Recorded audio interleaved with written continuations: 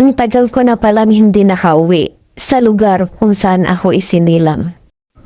Dahil sa pagbabalik ko, ito na yung nakikita ko. Ang laki ng kaibahan. Dahil halos niyugan ito dati. Pero ngayon, isa na itong banana plantation.